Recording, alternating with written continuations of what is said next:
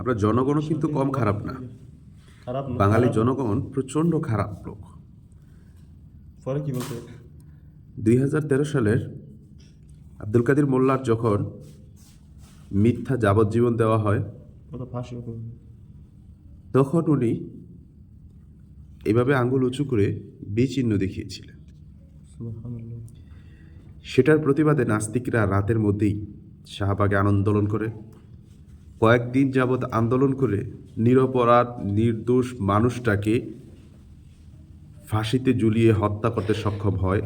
আর এতে করে তারা পৈশাচিক উল্লাসে মেতে ওঠে। আজকে সেই হত্যাকারীদের একজন হাসানুল হক ইনু, তারা সেই ট্রাইব্যুনাল থেকে আনন্দ চিত্তে মানুষকে আনন্দ করতে বলে, তাদের নেতাকর্মীদেরকে আনন্দিত হতে বলে নিজের আনন্দ চিত্তে বেরিয়ে আসে, কিন্তু এই বাঙালির কারো মনেই সামান্যতম আন্দোলন করার ইচ্ছা জাগেনি।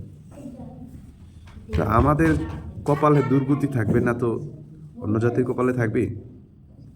একটা দল দেখলাম না এইটার প্রতিবাদ করে রাস্তায় নামতে, যে এই গণহত্যাকারীরা কিভাবে এত স্বাচ্ছন্দ্যে থাকে, অথচ নিরপরাধ আলেমোলামারা তাদের কোমরে পায়ে হাতে পায়ে রশি লাগিয়ে বেড়ি লাগিয়ে বাবার জানাজায় যেতে হয়েছে। নিরপরাধ আলেমদেরকে আজকে এত অপরাধের বিগত 15-16 বছর যাবৎ এত গুম খুন হত্যার পরে তারা কিভাবে এত সুন্দর পোশাকে আনন্দচিত্তে সেই ট্রাইব্যুনাল থেকে বের হয়, এটার প্রতিবাদ করে কাউকে দেখলাম না রাস্তায় নামতে।